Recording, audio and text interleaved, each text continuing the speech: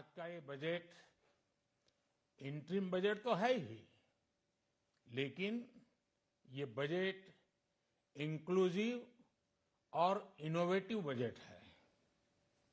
इस बजट में कंटिन्यूटी का कॉन्फिडेंस है।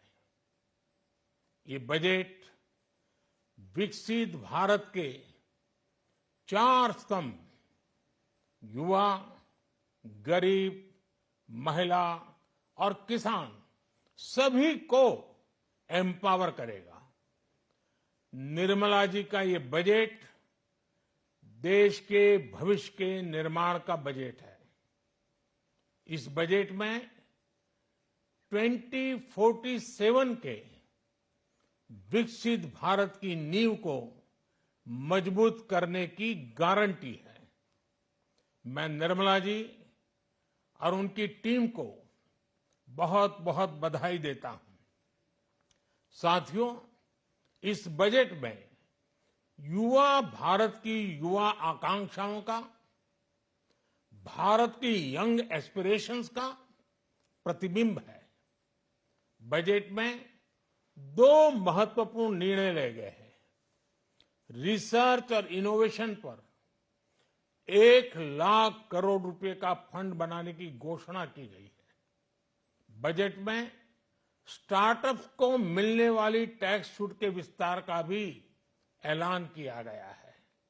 साथियों, इस बजट में फिस्कल डेफिसिट को नियंत्रण में रखते हुए कैपिटल एक्सपेंडिचर को 11,11,111 करोड़ रुपए की ऐतिहासिक ऊंचाई दी गई है।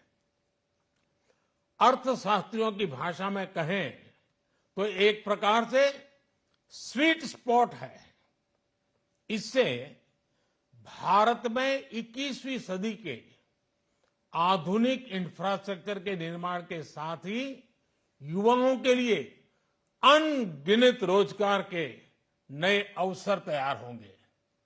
बजट में वंदे भारत स्टैंडर्ड की 40,000 आधुनिक बोगियां बनाकर उन्हें सामान्य यात्री ट्रेनों में लगाने का ऐलान किया गया है। इससे देश के अलग अलग रेल रूट पर करोड़ों यात्रियों में आरामदायक यात्रा का अनुभव बढ़ेगा।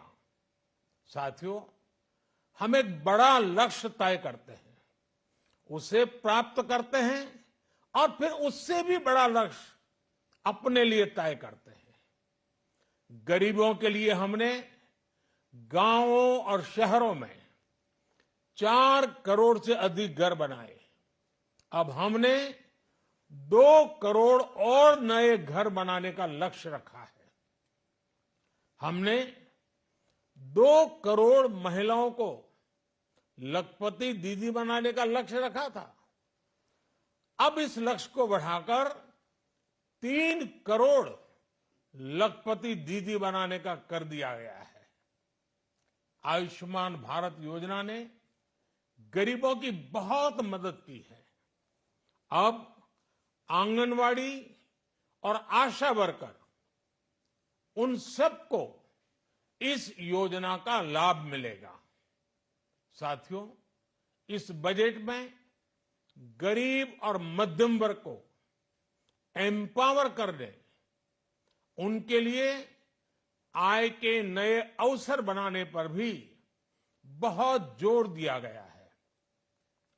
रूफटॉप सोलर अभियान में 1 करोड़ परिवारों को सोलर रूफटॉप के माध्यम से मुफ्त बिजली प्राप्त होगी।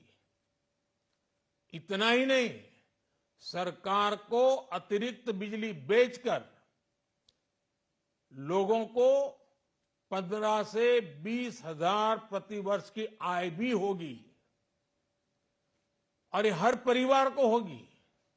साथियों, आज जिस इनकम टैक्स रेमिशन स्कीम की घोषणा की गई है, उससे मध्यम वर्ग के करीब 1 करोड़ लोगों को बड़ी राहत मिलेगी।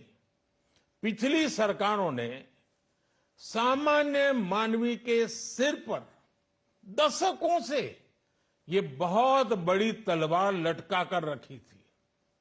आज इस बजट में किसानों के लिए भी बहुत महत्वपूर्ण और बड़े निर्णय लिए गए हैं।